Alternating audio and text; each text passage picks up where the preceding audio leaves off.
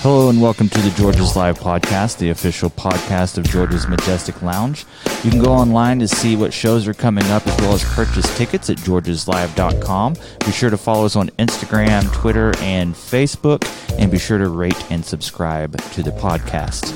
Today we have Clark from Old Dominick Distillery out of Memphis, Tennessee on the podcast. He came on to talk about their spirits as well as the upcoming Old Dominick free concert series that's happening right here at George's Majestic Lounge. And I wanted to go over the shows that are going to be happening. It's going to be 6 shows within the series, and it's going to be a free concert featuring some of the region's best up-and-coming bands as well as showcasing some of the newest bands in town. And each series is going to be bringing something different to the table. And let's go ahead and go through the shows that are going to be happening. The first one is going to be tonight, August 28th, with a few new bands, Bootleg, Royale, and The Candid. If you guys haven't seen these bands, this is a great opportunity on this free show. And Jenna and the Soul Shakers will also be on that one. September 1st, John Worthy and the Bends will be here with the Irie Lions. That's a band that's kind of new into town with the Irie Lions, who have been here for a while and one of the favorites in town, so that's another great free show. September 4th, Lucas Parker will be playing, and if you guys don't know Lucas is the guitar player for Groovement, and he also plays around in a lot of other bands throughout the area, one of the best guitar players in the area, if not the planet. And Cadella will be on that show as well as Cadillac Jackson. So that'll be on September 4th. September 11th, more into the rock and punk rock realm with the Groaners, the Flems, and Yokohama Drifters in their surf rock. So that will be on September 11th. September 17th is another show filled with some newer bands around the area. It will be the Red Lens, who will be making their Dixon Street debut, as well as Kana and Fry, and that's on September 17th. And on September 24th, Rachel Ammons will be here with Monk is King. And you can go online to georgeslive.com to get more information on that series.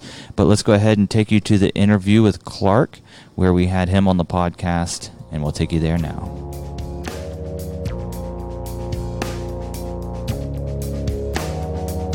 Come on, buddy. Doing great, man. Doing great. How about you? Doing well. Thank you for coming on the podcast. We have your guys' liquor here in-house, and we'll get to that in a second. But we're also partnering on this music series, and couldn't be more happy about it, honestly.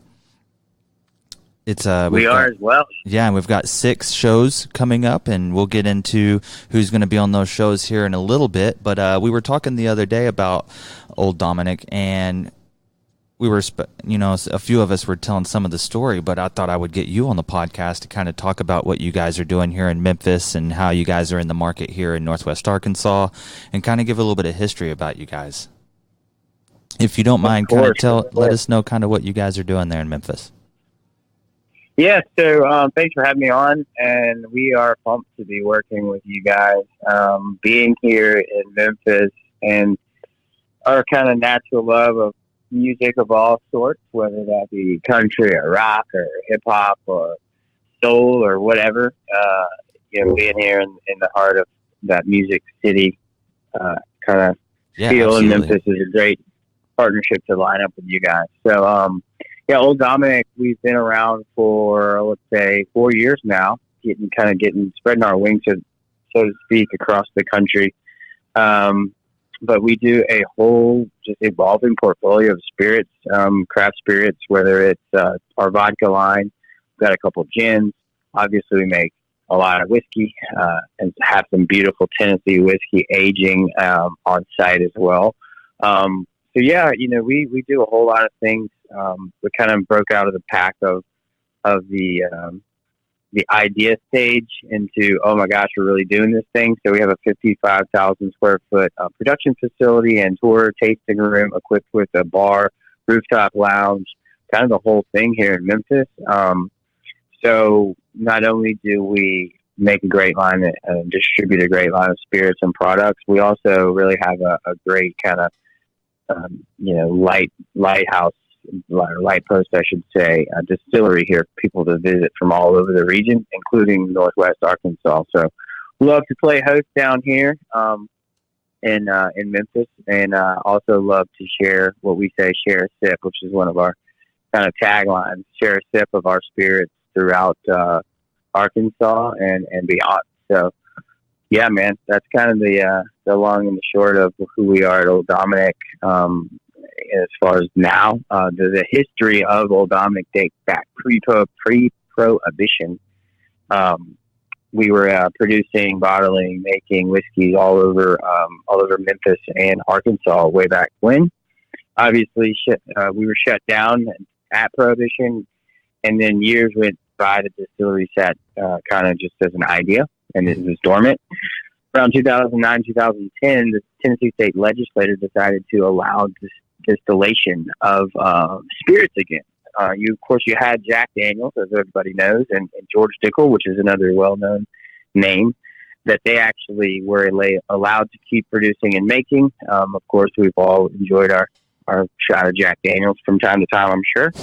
But around 2009, 2010, the state kind of warmed up to the fact of, hey, let's let other folks get in the game. So we kind of started from an idea then, and now have grown into much more than that now. And so here we are here today. A lot of the products we make are family kind of legacy heritage products, as we call them. So we are making some of the same spirits the same way that we were doing it way back then prior to Prohibition. And of course, we're making a bunch of other exciting new products under the tutelage of our master distiller, Alex Castle. Mm-hmm. And she is one of the top female distillers in the country, master distiller, one of 11 female in the country as well. So she is a truly badass chick. Hopefully I can say badass on this podcast. Oh, yeah, you can. So she's a true badass in the industry. And so we couldn't be happier to be kind of led by her. So what you guys have at George's is going to be made by her, and it's a labor of love for all of us. So, yeah, man, we hope you guys enjoy not only the partnership, but also, of course, the spirits as well. Yeah, absolutely. And before you guys were shut down at Prohibition, were you guys doing whiskey, or were you doing the whole array of spirits as well then, or did you guys kind of bring out more? We were just concentrating on whiskey back then to what we know. I'm sure there was probably some gin and other stuff being made, but from all we can tell, and I say we as we have some old, like for instance, we have old ads from the newspapers and some old crates and some old bottles and a lot of the old ledgers and whatnot. So what we can tell from kind of doing a little digging back into history, we were predominantly doing whiskey. A lot of it was coming down from St. Louis or Chicago or whatnot, out on rail cars, and we were bottling it and distributing it out of Memphis. Mm-hmm. But the funny thing is, we actually have one product that you guys have at the bar, which is our Old Dominick Toddy, and that actually survived the test of time, so to speak. But we had that original bottle from way back when. Oh wow! It was still wax sealed and everything.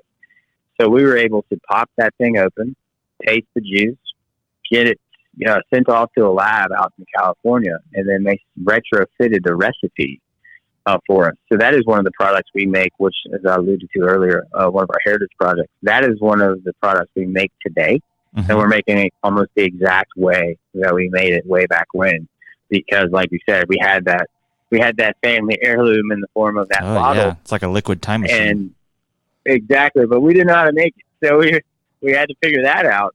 But Alex was able to now recreate that product, which is an awesome product, and I hope everybody can try that one. Of course, that's available at the bar, and of course at your local spirit shop. Yeah, it's definitely here. I've seen it in here. So, how far out are you guys going? I know you're here in Arkansas from Memphis. How are you guys going out in each direction, or are you nationwide? Yeah, we are. We're in. I wouldn't say nationwide, but we are in 11 states right now. Most of the Southeast, as you imagine, and then into California, up to the Midwest, to St. Louis, Missouri, and Wisconsin. And then we have, we're launching some of the Northeast next year. We've got down to, East Coast as well. But we're spreading our wings. Yeah, you guys been getting around, it sounds like. We're busy, man. We hope to be in 20 plus states over the next 6 months to a year. So like our goal is to share a sip with everybody when we can. So growing pains for sure at times, but man, there are a lot of worse things to be doing than selling whiskey. Yeah, I was about to say, if you're going to be busy in a business, that's probably a fun spot to be at. Fun spot to be in. Yes, sir. So, do you guys participate in a lot of music events and stuff there in Memphis? Outside of your, do you guys do a lot of concert series and stuff with other markets or anything? Yeah, we actually, what's funny and why this is a great partnership is that we did a concert series, a really great one actually, at the distillery last spring and summer, and it went great for us. We had some singer-songwriters from all over the country, but each one of them had a Memphis tie. And so nice. We had it was cool. So we had like a couple of guys from North Mississippi All-Stars. We had Don Bryant of the Bo Keys. We had Luther Dickinson, if you're familiar with those guys.